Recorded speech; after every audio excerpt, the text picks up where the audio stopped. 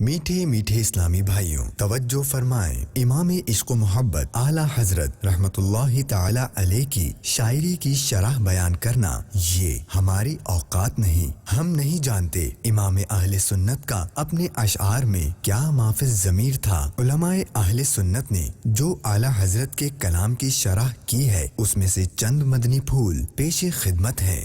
गूंज गूंज उठे हैं नगमाते रज़ा से बोसता, क्यों न हो किस फूल की मिदहत में वामिल पार है, क्यों न हो किस फूल की मिदहत में वामिल पार है। अल्हम्दुलिल्लाहि रब्बिल आलमीन वस्सलातु वस्सलामु अला सय्यिदिल मुरसलीन अम्मा बअद फ़अऊज़ु बिल्लाहि मिनश शैतानिर रजीम बिस्मिल्लाहिर रहमानिर रहीम। अस्सलातु वस्सलामु अलैका या रसूल अल्लाह व अला आलिका व अस्हाबिका या हबीब अल्लाह। अस्सलातु वस्सलामु अलैका या नबी अल्लाह व अला आलिका व अस्हाबिका या नूर अल्लाह। मीठे मीठे इस्लामी भाइयों, सिलसिला नगमात रज़ा में आप सबको मरहबा कहते हैं। जी हाँ, आज उसी कलाम जिसके 2 सिलसिले हो चुके हैं मगर कलाम कंप्लीट नहीं हुआ है, क्योंकि कलाम ही इतना तवील और इतना मुबारक है कि सुनते जाएं और ईमान ताज़ा होता जाता है। मेरी मुराद भीरी सुहानी सुबह में ठंडक जिगर की है, कलियां खिली दिलों की हवा ये किधर की है। आज इस कलाम का आखिरी तीसरा हिस्सा जिसमें कई अशार सुनने हैं और उसको समझने की कोशिश करनी है। मदीना मुनव्वरा की यादों में दरबार मुस्तफ़ा सल्लल्लाहु अलैहि वसल्लम की तमन्नाओं में इस कलाम के बकिया अशार सुनिए और अपने ईमान को ताज़ा कीजिए। मीठे मीठे इस्लामी भाइयों, जो अब अगला शेर है उसमें कमाल किया आला हजरत ने। जाहिद यानी जो इबादत गुजार हैं, आला हजरत गोया उनसे मुखातब हैं। कहते हैं, ए इबादत गुजारो ज़रा साइड पे हट जाओ, ज़रा मेरी बात सुनो। ये मक्का नहीं है कि जहाँ इबादत गुजार तो आगे बढ़ जाते हैं, गुनाहगार पीछे रह जाते हैं। क्योंकि मक्के में जहाँ एक नेकी 1 लाख नेकी के बराबर है ना, तो गुनाह भी 1 लाख गुनाह के बराबर है। ये मदीना है, यहाँ जो गुनाहगार है उनकी भी बन जाती है बात, क्योंकि यहाँ एक गुनाह तो 1 के बराबर है और हो सकता है ये भी ना मिले, क्योंकि नबी पाक बड़े करीम है अपने उम्मतियों पर। तो आला हज़रत कहते हैं, आसी भी है चहीते, चहीते यानी प्यारे, आसी यानी गुनाहगार। हम गुनाहगार भी बड़े प्यारे हैं यहाँ पर, हैं आसी भी हैं चहीते, ये तैबा है जाहिदों। ए इबादत गुजारो, ये मदीना है मक्का नहीं कि जांच जहां खैर और शर की है। जांच यानी पड़ताल, तफ्तीश, खैर और शर के नेकी और बदी की पड़ताल, चेकिंग। नहीं नहीं, यहाँ कुछ भी नहीं है, ये तो मदीना है। यहाँ आसी भी चहीते हैं, यहाँ दामन में छुपा लिया जाता है। सुभान अल्लाह, क्या शान है आला हजरत की, और कितने प्यारे अंदाज में कंपैरिजन बयान किया है। सुभान अल्लाह। सुनिए शेर को। आसी भी है चहीते, ये तैबा है जाहिदों, मक्का नहीं के जांच जहां खैर व शर की, के जांच जहां खैर व शर की। आसी भी है चहीते, ये तैबा है जाहिदों, आसी भी है चहीते, ये तैबा है जाहिदों, मक्का नहीं के जांच जहां खैर व शर की है, मक्का नहीं के जांच जहां खैर व शर की है। अब कितनी खूबसूरत बात कर रहे हैं। अपना शरफ दुआ से है, बाकी रहा कबूल। अपना शरफ दुआ से है, बाकी रहा कबूल, ये जाने इनके हाथ में कुंजी असर की है। इस शेर का मतलब कितना खूबसूरत है। असर यानी कबूलियत। अब आला हजरत फरमाते हैं कि हमारा काम तो दुआ करना है, और वो भी रोज़ा रसूल के सामने, सुनहरी जालियों के सामने। अब हमारा काम दुआ करना है, वो हम कर रहे हैं। बाकी कबूलियत की जो बात है ये नबी पाक जाने, क्योंकि कुरान ने हमें कहा है कि जब अपनी जानों पर जुल्म कर बैठो तो महबूब के दर पर आ जाओ, और अगर ये महबूब तुम्हारी सिफारिश कर देंगे तो अल्लाह को तुम बड़ा तव्वाब और रहीम, अल्लाह को तौबा कबूल करने वाला और रहमान और रहीम पाओगे। तो हमारा काम दुआ करने वाला है। वो शायर एक जगह लिखते हैं ना, मैं करके सितम अपनी जान पर, कुरान से जाऊं का पढ़कर, आया हूं बहुत शर्मिंदा सा, सरकार तवज्जो फरमाएं। तो गदा का काम मांगना है, गदा का काम फरियाद करना है, और अब करम करना करीमों का काम है। तो इस तसव्वुर में जरा शेर को सुनिए और ईमान को ताज़ा कीजिए। आला हज़रत लिखते हैं, अपना शरफ दुआ से है, बाकी रहा कबूल, ये जाने इनके हाथ में کنجی اثر کی ہے، یعنی نبی پاک کی دعا ہوگی، نبی پاک کی سفارش ہوگی تو اپنا کام بن ہی جائے گا، اپنی التجائیں قبول ہو جائیں گی۔ اپنا شرف دعا سے ہے، باقی رہا قبول۔ اپنا شرف دعا سے ہے، باقی رہا قبول۔ یہ جان ان کے ہاتھ میں کنجی اثر کی ہے، یہ جان ان کے ہاتھ میں کنجی اثر کی ہے۔ سبحان اللہ سبحان اللہ۔ اب نبی پاک علیہ الصلوۃ والسلام کی راہ گزر کی شناخت بتا رہے ہیں، کمال کرتے ہیں اعلیٰ حضرت بھی، اور یہ بھی ایک حدیث پاک کی طرف اشارہ ہے کہ نبی پاک علیہ الصلوۃ والسلام کی مہک ایسی ہوتی، میرے آقا جس گلی سے گزرتے، جس راستے سے گزرتے، وہ مہکا دیا کرتے۔ اعلیٰ حضرت کہتے ہیں کہ صحابہ کرام علیہم الرضوان جب کسی سے راستہ پوچھنا ہوتا، نبی پاک کو تلاش کرنا ہوتا تو راستہ نہ پوچھتے تھے، بلکہ اس گلی کے کنارے، اس سڑک کے کنارے آ کر کھڑے ہو جاتے، خوشبو سونگھتے، وہ خوشبو بتا دیتی کہ میرے آقا یہاں سے گزرے ہیں، وہ خوشبو شناخت کرا دیتی کہ یہ نبی پاک کی راہ گزر ہے۔ اب امام عشق و محبت اعلیٰ حضرت کیا فرما رہے ہیں؟ عنبر زمین، عبیر ہوا، مشک تر غبار، ادنا سی یہ شناخت تیری راہ گزر کی ہے۔ اعلیٰ حضرت فرماتے ہیں کہ جو زمین ہے نا وہ عنبر بن جایا کرتی، جو غبار ہے، جو ہوا ہے وہ عبیر، یعنی یہ بھی ایک خوشبو کی قسم ہے، اس کی مہک دیتی، اور جو غبار جو ہوتا، ہوا عبیر بن جاتی، زمین عنبر بن جاتی، اور جو غبار ہے یہ مشک کا ہو جایا کرتا۔ اور یہ کیسا ہوتا؟ یہ نبی پاک کی جو راہ گزر ہے، گزرنے کا جو راستہ ہے، یہ اس کی شناخت ہے، یعنی میرے آقا جس گلی سے گزر جاتے ہیں وہ راہ کو اس طرح مہکا دیتے ہیں۔ ایک اور جگہ لکھتے ہیں نا، گزرے جس راہ سے وہ سید والا ہو کر، رہ گئی ساری زمین عنبر سارا ہو کر۔ میرے بیچ اسلامی بھائیو، یہ تو اس زمانے کی بات ہے، مگر سچ کہوں اگر آج بھی عشق کی ناک ہو اور کوئی عاشق، اگر کوئی سرکار علیہ الصلوۃ والسلام کا سچا عاشق آج بھی مدینہ منورہ پہنچے تو اس کے دل سے یہ بے ساختہ آواز نکلتی ہے کہ عرصہ ہوا طیبہ کی گلیوں سے وہ گزرے ہیں، اس وقت بھی گلیوں میں خوشبو ہے پسینے کی۔ تو کیا شناخت ہے میرے آقا کی راہ گزر کی، کیا پہچان ہے نبی پاک کے راستوں کی۔ امام عشق و محبت سکھا رہے ہیں، عنبر زمین، عبیر ہوا، مشک تر غبار، ادنا سی یہ شناخت تیری راہ گزر کی ہے۔ عنبر زمین، عبیر ہوا، مشک تر غبار، عنبر زمین، عبیر ہوا، مشک تر غبار،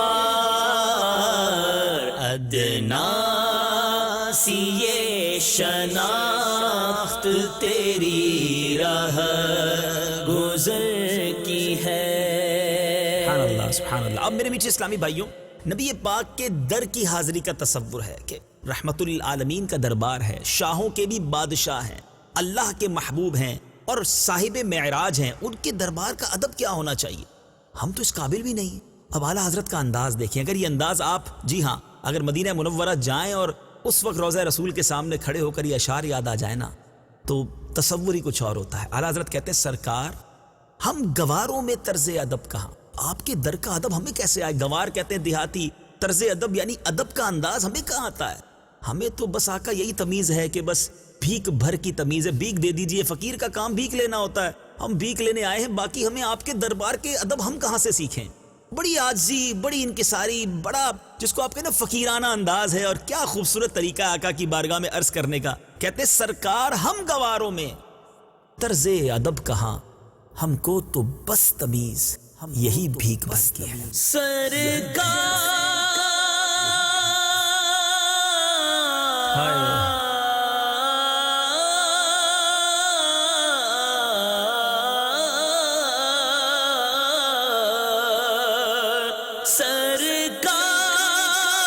ہم گواروں میں طرز ادب کہاں، سرکار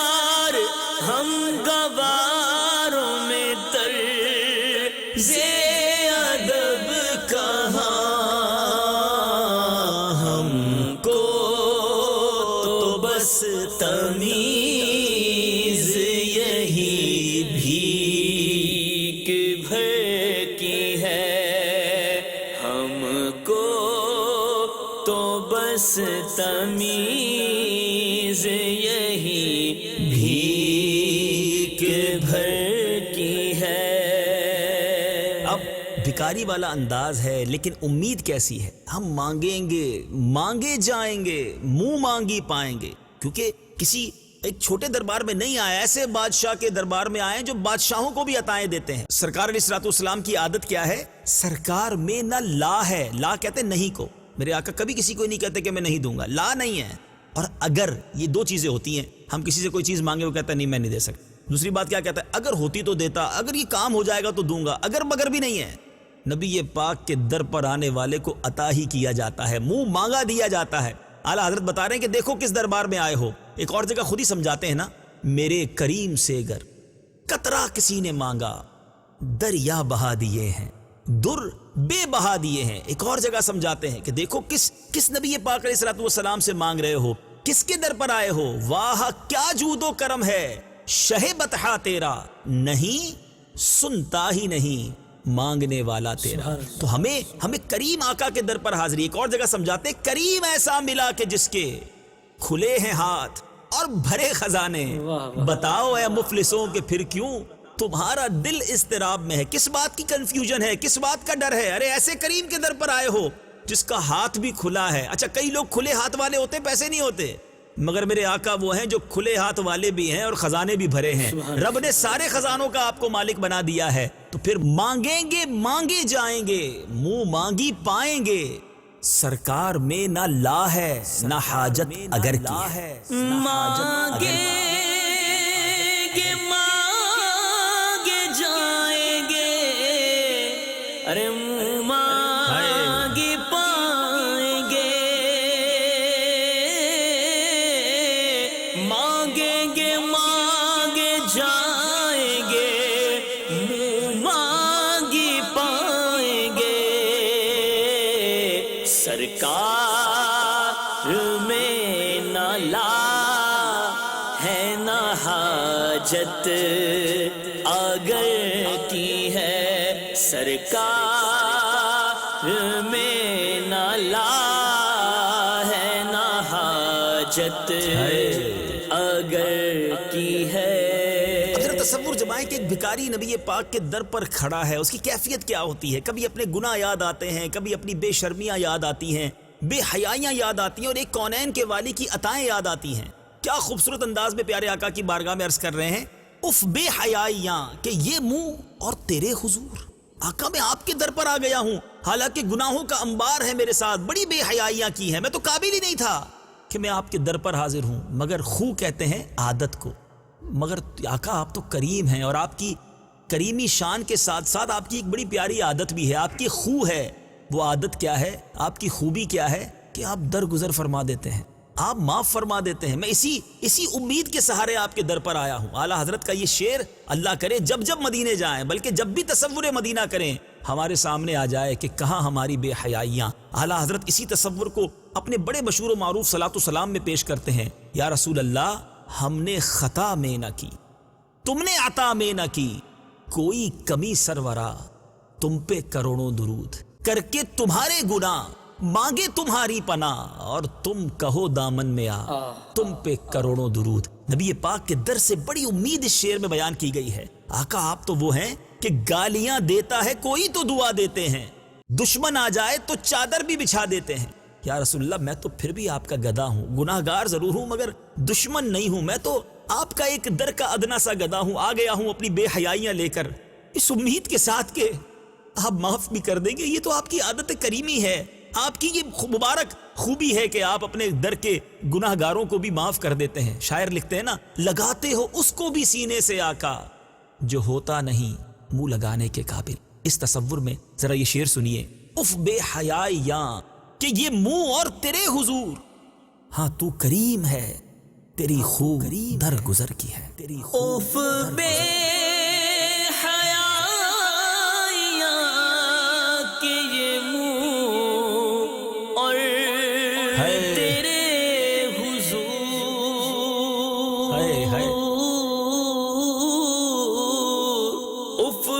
حیائیاں کے یہ منہ اور تیرے حضور اور تیرے حضور، ہاں تو کریم ہے، تیری خود گزر کی ہے، ہاں تو کریم ہے، تیری خود گزر کی ہے۔ اگلا شعر بھی اسی تصور میں ہے کہ آقا اگر میں یہاں نہ آتا تو کدھر جاتا، تجھ سے چھپاؤں منہ تو کروں کس کے سامنے۔ ٹھیک ہے میں آپ کے دربار میں نہ آتا، منہ چھپا لیتا، مگر پھر کدھر جاتا؟ میرے پاس تو کوئی اور جگہ ہی نہیں نا، تو آپ کے در کے سوا کوئی آسرا نہیں۔ تجھ سے چھپاؤں منہ تو کروں کس کے سامنے، کیا اور بھی کسی سے توقع نظر کی ہے؟ کوئی اور بھی مجھ پر نظر کرتا، کوئی اور بھی مجھ پر مہربانی کرتا، کوئی اور نہیں ہے، فقط آپ ہی ہیں جس کے در پر اس گدا کی سنی جائے گی۔ تو اب اس شعر کو ذرا اس تصور میں سنیے کہ تجھ سے چھپاؤں منہ تو کروں کس کے سامنے، کیا اور بھی کسی سے توقع نظر کی ہے؟ تجھ سے چھپاؤں تو کروں کس کے سامنے، تجھ سے چھپاؤں تو کروں کس کے سامنے، کیا اور بھی کسی سے توقع نظر کی ہے، کیا اور بھی کسی سے توقع نظر کی ہے۔ اب یہی کنٹینیوٹی ہے، یہی ایک کیفیت ہے، یہی دربار مصطفیٰ میں حاضری کا انداز ہے۔ اب عرض کر رہے ہیں آقا جاؤں کہاں، پکاروں کسے، کس کا منہ تکوں، میں آپ کے در کے سوا کہاں جاؤں، آپ ہی بتا دیجئے، میرا کوئی نہیں۔ یا رسول اللہ میں جی رہا ہوں زمانے میں آپ ہی کے لیے، کیا تخیل اعلیٰ حضرت کا، اور واقعی نبی پاک کے در کے سوا ایک گناہگار کا آسرا کون ہے؟ ارے یہ وہ آقا ہیں، تم اس کے طرفدار ہو، تم اس کے طلبگار جو تم کو نکمے سے نکما نظر آئے۔ آقا جاؤں کہاں، پکاروں کسے، کس کا منہ تکوں، کیا پرسش اور جا بھی سگے بے ہنر کی ہے۔ پرسش کا مطلب ہے کہ پوچھ پرچھ، اور بے ہنر سگے بے ہنر، یعنی آپ کے در کا میں ایسا گدھا ہوں، ایسا کتا ہوں جو ہوں بھی بے ہنر، اور کچھ ہے بھی نہیں، کوئی سجدے بھی نہیں، کوئی نیکیاں بھی نہیں، کوئی ہنر بھی نہیں ہے۔ وہ پنجابی شاعر کہتا نا میری عقل بھی نہیں، میری شکل بھی نہیں، میرو یار بناؤن دا ڈھنگ بھی نہیں، میرا عشق بھی رومی ورگا نہیں، میری جامی ورگی ٹور نہیں، کچھ بھی تو نہیں ہے۔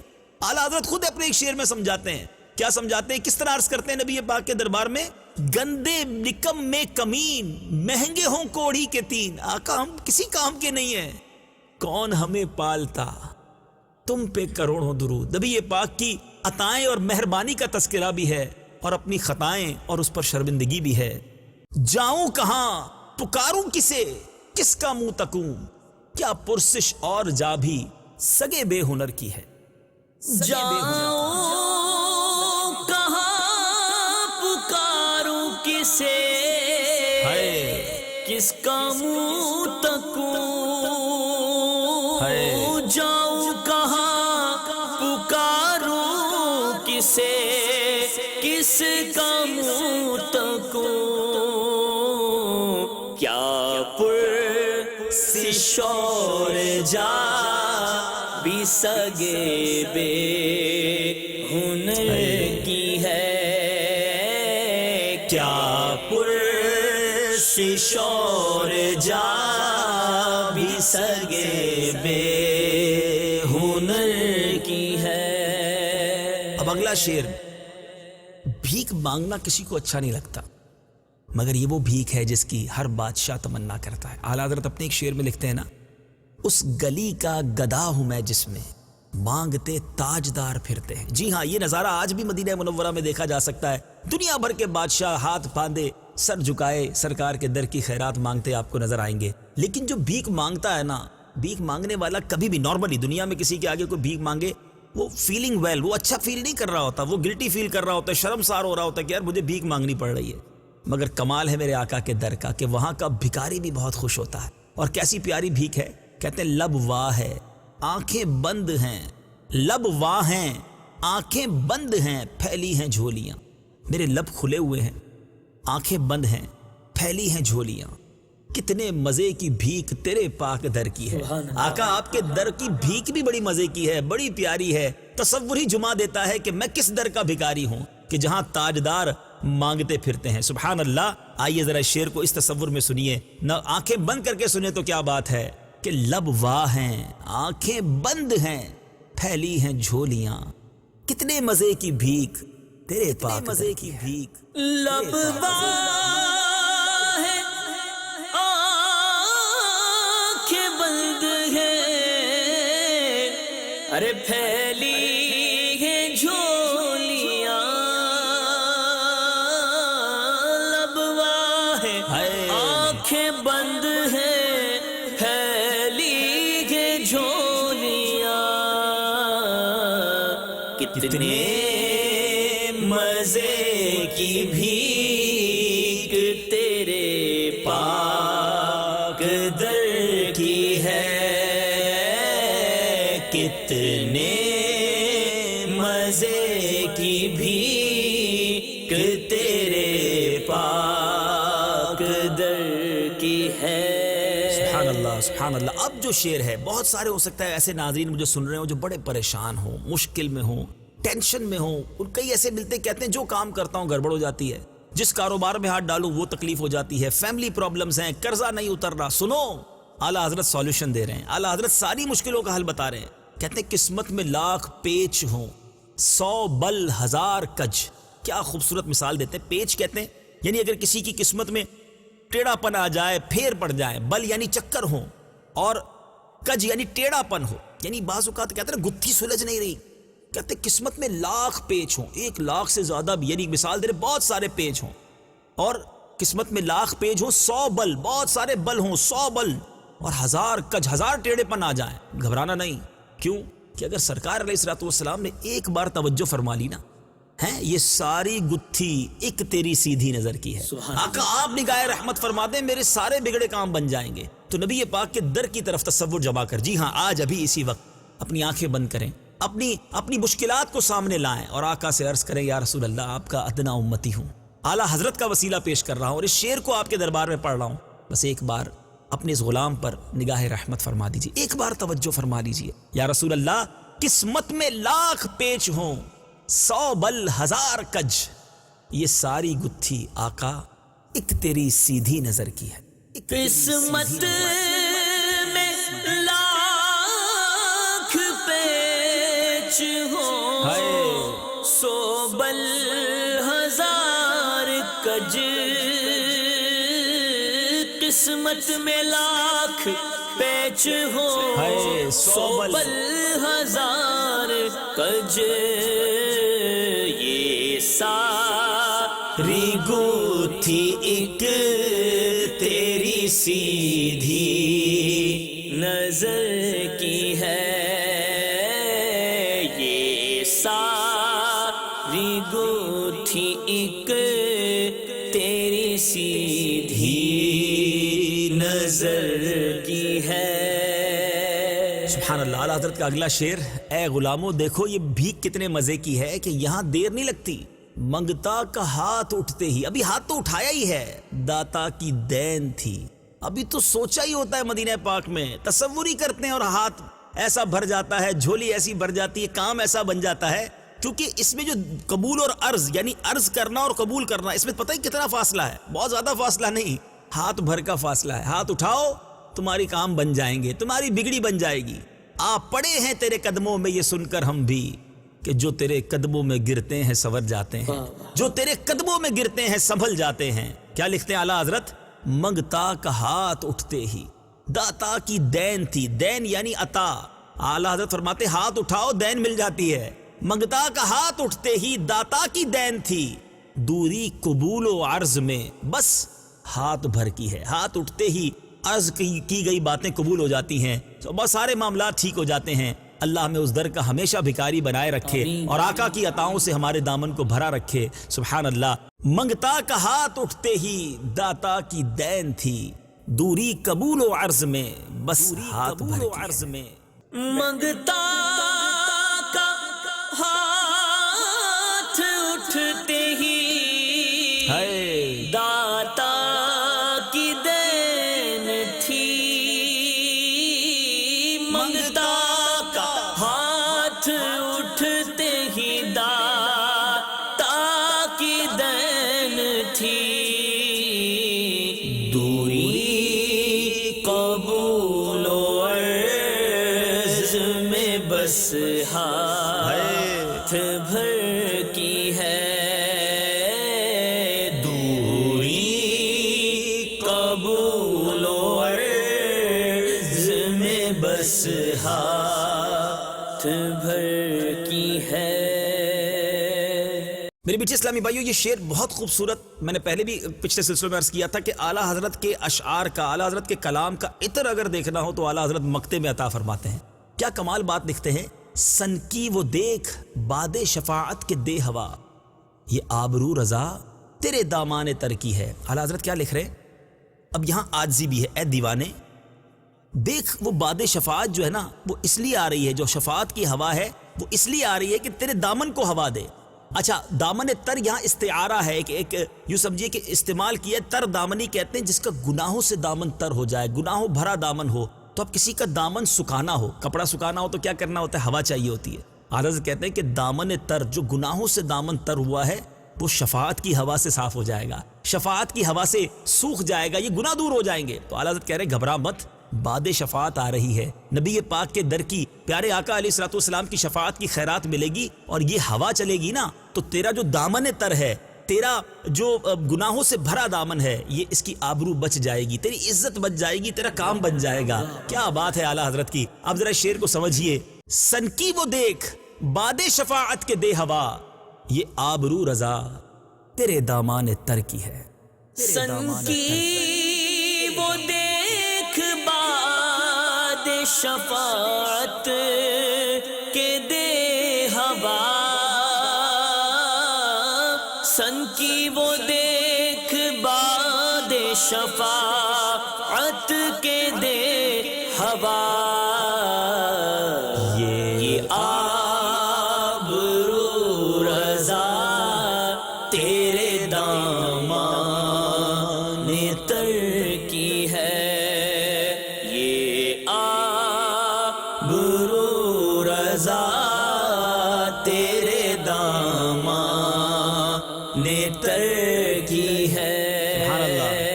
سبحان اللہ۔ میرے بیچے پیارے اسلامی بھائیوں، مدنی چینل کے ناظرین، اعلیٰ حضرت کے کلاموں کا ایک شاہکار کلام آج ہم نے 3 حصوں میں کمپلیٹ کیا، مکمل کیا۔ رب کریم عشق اعلیٰ حضرت کا کوئی ذرہ ہمیں بھی عطا فرمائے، اس کلام کی برکتیں ہمیں نصیب فرمائے، اور مدینہ منورہ میں جا کر، مدینہ منورہ کی راہوں میں بھی اور مدینہ منورہ پہنچ کر بھی اس کلام کو پڑھنا نصیب فرمائے۔ مدنی چینل دیکھتے رہیے، اگلے سلسلے نغمات رضا میں ایک اور کلام رضا اور اس کی برکتیں سب مل کر لوٹیں گے۔ صلو علی الحبیب صلی اللہ تعالی علی محمد صلی اللہ علیہ وسلم۔ گونج گونج اٹھے ہیں نغمات رضا سے بوستا، کیوں نہ ہو کس پھول کی مدحت میں وامل قار ہے، کیوں نہ ہو کس پھول کی مدحت میں وامل قار ہے۔